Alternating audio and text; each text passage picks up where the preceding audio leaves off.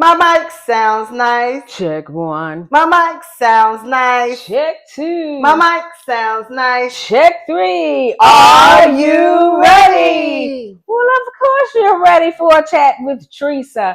We are thrilled to welcome you to the introduction of the book, Hoops and Dutch by Yolonda D. Coleman. Uh, we also want to thank the sponsors and friends of Coffee Dreams Inc., Required Cosmetics, Increase Biz Now, and the shirt designers that we're wearing by Diaspora Design. Mr. Ron C. Green's Born to be Dope, Miss Felicia Watkins White from Sampson's Properties, and for those of you who know, you know, the Cookie Cartel. So we thank our sponsors and our friends of Coffee Dreams Inc. for their tireless support. So, for those of you who know, and for those of you who don't, I want to introduce you to Yolanda D. Coleman. She is a celebrated author, known for her captivating storytelling and her vivid character development. Her works, including Sugar Rush and Caramel Sundae, and now Hoops and Dutch, have charmed readers with their rich narratives and relatable themes. With a talent for weaving intricate plots and exploring the complexities of relationships, Yolanda D. Coleman has established herself as a prominent voice in contemporary fiction. Her books have resonated with a diverse audience, leaving an indelible mark on the literary world. Ooh. So now we're going to get started in a conversation about hoops and Dutch. So give us a little background on the characters and the compelling, unique journey of Hoops and Dutch. Well, I am really, really thankful for all of you who have been rocking with Coffee Dreams Inc. since 2001. That's 23 years. We only mentioned a couple of things or a couple of works that have been published. There are so many more, but right now it's about Hoops and Dutch, who are childhood friends who are forbidden to love each other, right? Society, economic, stark economic contrast, the war on drugs, and so many other things that the late 80s and the early 90s brought upon them that kept them apart, even though they were directly across the street from each other. So Dutch and Hoops, Hoops and Dutch are their nicknames, of course. Those were not their government names, but they are unique in that the world saw fit to bring them back together again. This is a spin on romance and espionage at the same time. Ooh. So there's a little bit of suspense going on between the two of them. Shout out to Gen X because these are not spring chickens. They are in their 40s. And I'm not talking 40, but 40s, late 40s, pushing 50. Shout out to 1974 for making a milestone. So that's why they are unique, because there's a romantic suspense going on with people in their late 40s and not in their 20s. And there are some Easter eggs in Hoops and Dutch that let you know that they are plausible characters to handle the adventures that they are about to go on.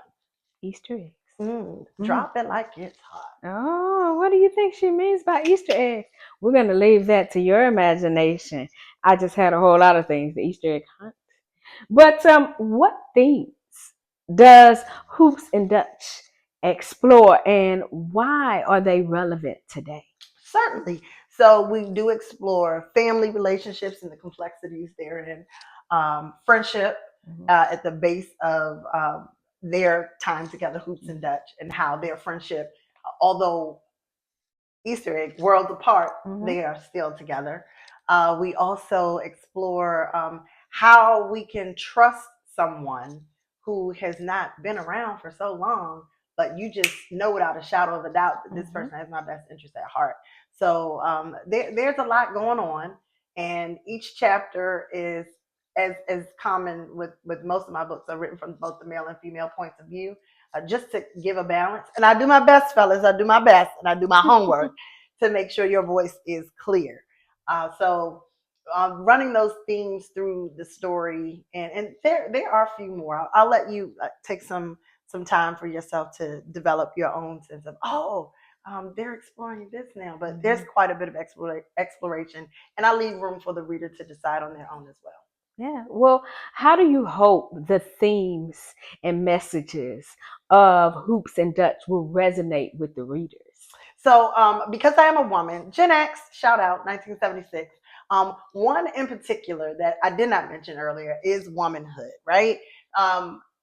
As an evolved woman, I hope my female readers no longer look for permission to be a woman. Mm. What is natural to them in their womanhood. Society says one thing, our family has another narrative, our friendships have another narrative, the organizations that we're a part of, our office politics have another narrative on who we are as a woman. And I was very careful to allow Dutch to be a woman, void of who others thought she should be. Mm-hmm. And in life, we are a sum total of the narratives that we have collected. But that moment when you become the writer of your own story is such a prize winning moment in your life where you, as I understand women say, they have arrived, right? Mm-hmm.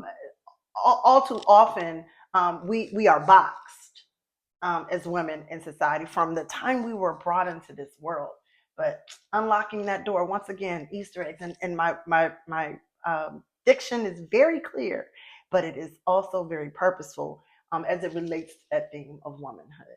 So I hope, ladies, you feel free through Dutch, and that you find your own freedom in your womanhood, and you don't need permission to be you. And you'll hear that phrase again, be you.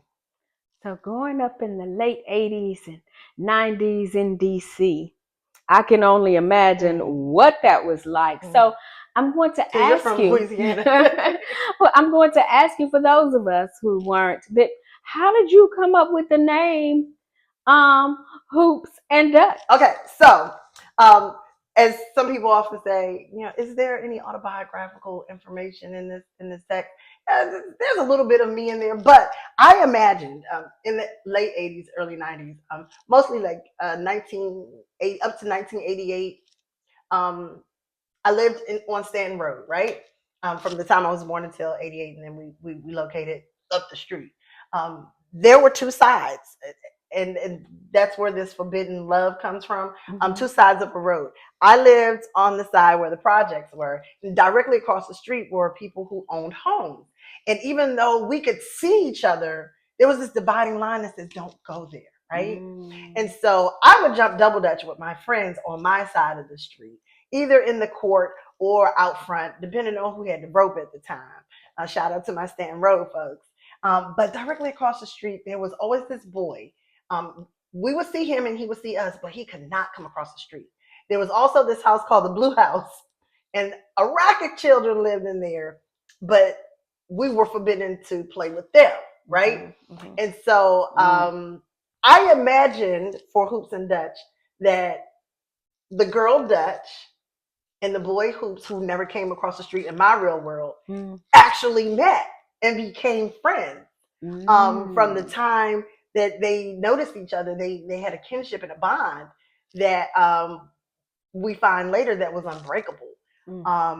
But mom, and I'm not giving away too much, but Hoops, who played ball, I imagined the little boy in his backyard playing ball while we were jumping double dutch. Yeah. But mom would not allow him to consort with such folks.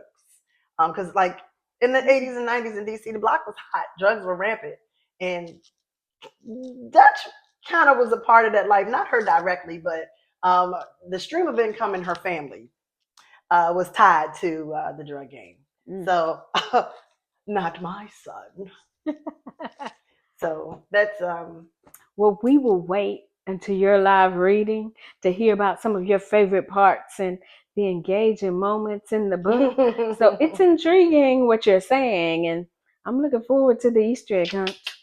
Well, yes. so do you have plans for a sequel or other books with similar themes? What are Well, some projects that we can anticipate? well, Hoops and Dutch, based on some of the market research, people want a series and they want it visually. That's all I'm going to say. So if you have access to some video equipment and you want to make Hoops and Dutch real, holla at your girl because she's ready. So as of now, Hoops and Dutch is being considered for a series of books. But in the meantime, in between time, I still have my other projects. Of course, the best-selling Sugar Rush Loves Elevation. Amazon. It made it number 11 on Amazon Oh, wow. in its genre. So I was really proud of this. You can get that on Amazon. And Caramel Sunday is also available on Amazon. That was the last book I wrote 10 years ago. And if you want a copy of either one of these two books, I can send that information in the chat and get that out to you. You'll give you my Cash App or my Zelle and get it out to you immediately. But as of now, Hoops and Dutch are going to be running around the world. Inspiration by Yes. Lupe Fiasco. If you know who that is, he has a song called Tokyo, Japan. Mm. Easter egg hunt. Find it in the book when you get there.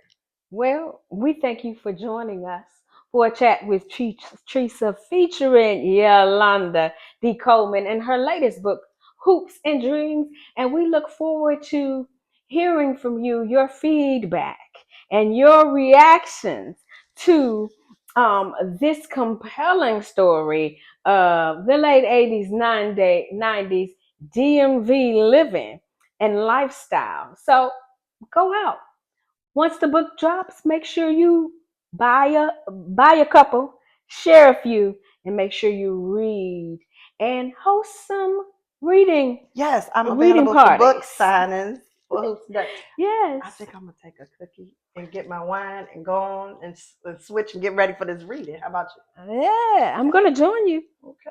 The cookie go down. Go ahead and get my drink on. We'll see you in a few after these messages. Thank you. I think that was good.